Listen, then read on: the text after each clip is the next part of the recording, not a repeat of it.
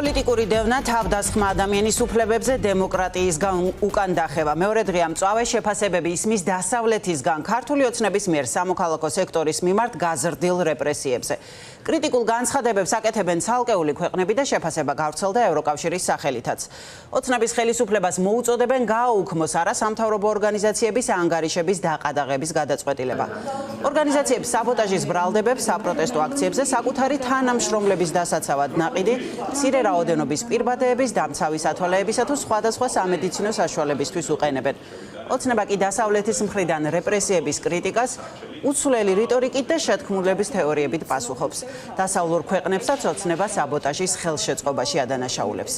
ნინი ბალანჩივაძე მოგვიყვება ვრცლად დასავლურ გამოხმაურებებსა და თბილისში გაკეთებულ განცხადებებზე. საკმაოდ მწვავეა ის გამოხმაურებები, რასაც ჩვენ ვისმენთ ჩვენი საერთაშორისო პარტნიორების მხრიდან 7 არასამთავრობო ორგანიზაციის დაყადაღებასთან დაკავშირებით განცხადება გაავრცელა საგარეო და უსაფრთხოების პოლიტიკის საკითხებში ევროკავშირის მთავარმა პრეს-სპიკერმა ანიტა ჰიპერი წერს, რომ ევროკავშირი მოუწოდებს სწორედ ოცნების ხელისუფლებას, რომ რაც შეიძლება სწრაფად მიიღოს გადაწყვეტილება და გააუქმოს ეს გადაწყვეტილება, რომელიც გულისხმობს ორგანიზაციების დაყადაღებას სისტემის, როგორც რეპრესიების ინსტრუმენტების გამოყენება. ეს არის ფუნდამენტურ უფლებებზე მორიგი თავდასხმა და ეს ყველაფერი სწორედ არის იქეთკენ მიმართული, რომ დაისაჯონ არასამთავრობო ორგანიზაციები. ეს არის სწორედ მთავარი განაცხადი, რომელიც ჩვენ მოვისმინეთ ევროკავშირის მხრიდან. გარდა ამისა, განცხადებები გაავრცელეს ჩეხეთის და ესტონეთის საგარეო უწყებებმა. განცხადებებში მკაფიოდ არის საუბარი იმასთან დაკავშირებით, რომ დემოკრატიის მთავარი საფუძველი სწორედ არის დამოუკიდებელი სამოქალაქო საზოგადოება, არასამთავრობო ორგანიზაციები, რომლებიც მუშაობენ ქვეყანაში ადამიანის უფლებების დაცვისთვის. გარდა ამისა, ამას წინ უძღოდა როგორც დიდი ბრიტანეთის საელჩოს, ნორვეგიის საგარეო უწყების, სენატორების, კონგრესმენების, ევროპარლამენტარების განცხადებები. ჩვენი პარტნიორები შეშფოთებას გამოთქვამენ სწორედ ქართული ოცნების გადაწყვეტილების მიმართ და მკაფიოდ მოითხოვენ, რომ რაც შეიძლება სწრაფად იქნას გადახედილი სწორედ ყადაღის მოხსნის საკითხი.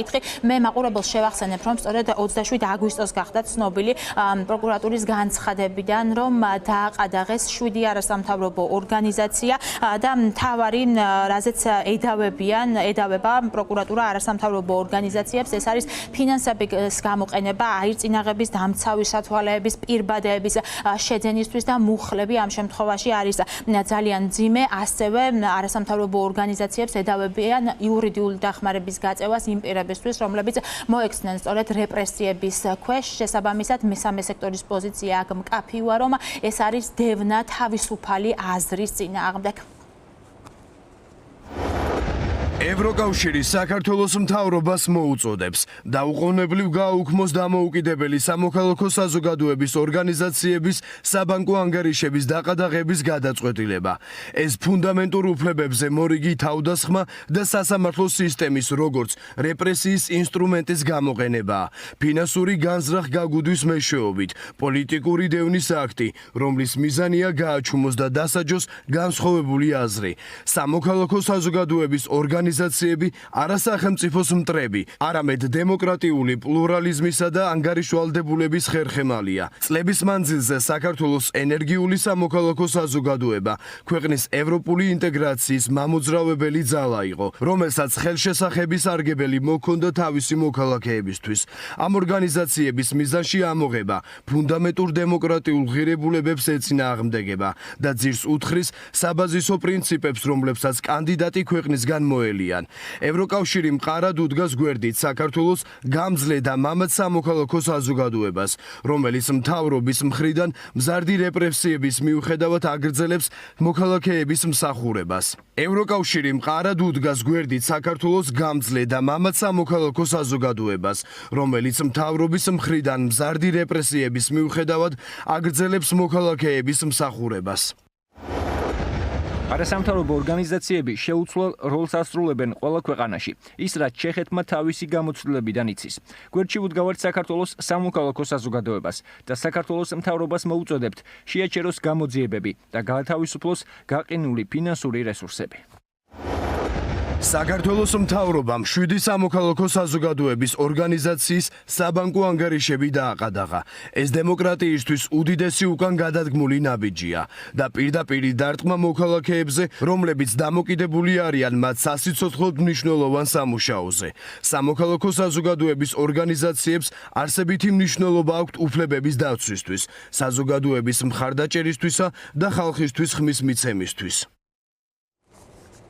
დიდი ბრიტანეთის საელჩოს საკმაოდ კრიტიკული განცხადება და მათ შორის შეხსენება იმასთან დაკავშირებით, რომ ევროპის საბჭოს ექსპერტებმა სწორედ მოუწოდეს ოცნების ხელისუფლებას, რომ მათ შორის უკან წაიღონ ფარას კანონი, რომელიც ზღუდავს არასამთავრობო ორგანიზაციების მუშაობას. მორიგი საბაბი აღმოჩნდა შალვა პაპუაშვილისთვის იმისათვის, რომ მას იერიში მიეტანა ისევ არასამთავრობო ორგანიზაციებზე, უпростоრად ჩვენს საერთაშორისო პარტნიორებზე. შალვა პაპუაშვილი წერს და თავს ესხმის ამჯერად დიდ ბრიტანეთს ის პასუხებს მოითხოვს დაფინანსებასთან დაკავშირებით და ამტკიცებს იმას, რომ ჩვენი საერთაშორისო პარტნიორები აფინანსებენ ქვეყანაში რადიკალიზმს. ხელისუფლების ოპონენტები კი თანხმდებიან იმაზე, რომ ეს არის საბოტაჟი ქვეყნის ევროპულ გზაზე, ვინაიდან ეს ყველაფერი ემთხვევა დროში იმას, რომ 31 აგვისტოს უკვე იწურება ევროკავშირის მოცემული ვადა ქართული ოცნებისთვის და ამის შემდგომ სავარაუდოდ უკვე თვეების განმავლობაში კონკრეტული გადაწყვეტილება იქნება მიღებული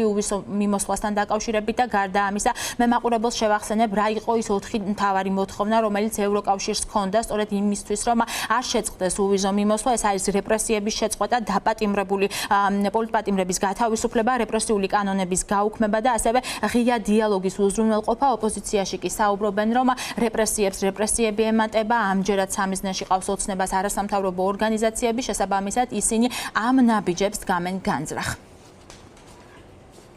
საზოგადოება შევახსენებ, რომ სულ რამდენიმე კვირის წინ დიდი ბრიტანეთის საელჩო ცდილობდა ექსტრემისტული დღის წესრიგის მქონე ორგანიზაციებისთვის ფულის მიცემას. კერძოდ, თამარ ჩერგოლეიშვილის პარტიული კედლის გაზეთ ტაბულასთვის და ნაციონალური მოძრაობის მეხუთე ნომრის გია ჯაფარიძის რადიკალური ორგანიზაცია მომავლის აკადემიისთვის. ორივე შემთხვევაში დაფინანსების მცდელობის საბაბი იყო მათ მიერ თითქოს ადგილობრივ არჩევნებთან დაკავშირებით ჟურნალისტური მასალის მომზადება და არჩევნებზე დაკვირვება. ეს მაშინ, როცა ორივე სუბიექტის გაცხადებული მიზანი არჩევნების ჩაშლა. რა თქმა უნდა, მან საზოგადოებაში გააჩინა ლეგიტიმური ეჭვი, რომ საელჩოს მიზანი შესაძლოა არა თვითმმართველობის არჩევნების ჩატარებაში ხელის შეწყობა, არამედ არჩევნების საბოტაჟის მიზნის მქონე პირების ფინანსური გაძლიერება ყოფილიყო. რა თქმა უნდა, ევროკავშირი ვერ დარჩებოდა გულგრილი იმ ფაქტის მიმართ, რომ საქართველოში არასამთავრობო ორგანიზაციების ეგზეკუცია მიმდინარეობს, მათ უყადაღებენ ანგარიშებს, უგზალავენ საქმიანობას. რა თქმა უნდა, ეს არის აპრობირებული მეთოდი ამ ეგრეთ წოდებული ორგანიზაციის გამოყენება, რომელმაც საჩივარი შეიტანა იმისთვის, რომ ხელისუფლების ოპონენტების დაყადაღება და დასჯა მოხდეს, ასე რომ ევროკავშირში ყველაფერი კარგად იციან, რაც შეეხება ამ ორგანიზაციებს, ეს ორგანიზაციები უბრალოდ ეხმარებოდნენ ქართულ ხალხს მშვიდობიანი პროტესტის უფლების გამოხატვაში. ქართული არასამთავრობო სექტორი ყოველთვის იდგა საქართველოში დემოკრატიის სადარაჯოზე, დემოკრატიისა, რომლის მთავარი მტერი არის ივანიშვილი და მისი რუსული რეჟიმი.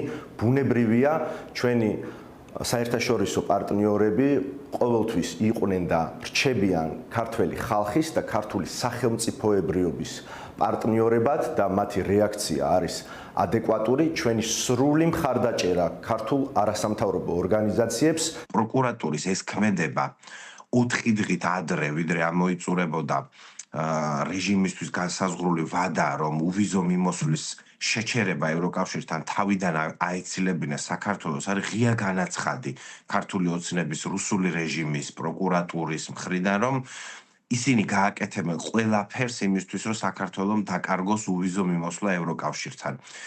ჩვენ როგორც ვიცით, ივანიშვილის რეჟიმს ჰქონდა განსაზღვრული კონკრეტული ვადა და კონკრეტული ნაბიჯები, თუმცა არა თუ რაიმე სასიკეთო გააკეთა ამ ვადაში ივანიშვილმა, პირიქით ყველაფერი გააკეთა იმისთვის, რომ რაც შეიძლება მალე დაკარგონ საქართველოს მოქალაქეებმა ევროკავშირთან უვიზო მიმოსვლის სპეციალური პრივილეგია. მე მაყურებელს შევახსენებ იმას, რომ პროკურატურამ გამოძიება დაიწყო ვატო შაქარიშვილის მიმართვის საფუძველზე საბოტაჟი და უცხო ქვეყნისთვის ორგანიზაციისთვის მტრულ საქმიანობაში დახმარება. ამ მიმართულებით მიმდინარეობს გამოძიება და ამას წინ უძღოდა მათ შორის ფონდების დაყადაღება. ახლა კი ქართულმა ოცნებამ უკვე დააყადაღა 7 არასამთავრობო ორგანიზაცია, რაზეც ქვეყნის შიგნით და ქვეყნის გარეთ თანხმდებიან, რომ ამ ყველაფერს აქვს ერთადერთი მიზანი, რომ გაჩუმდეს და ვეღარ შეძლოს მუშაობა დამოუკიდებელმა არასამთავრობო არასამთავრობო ორგანიზაციებმა.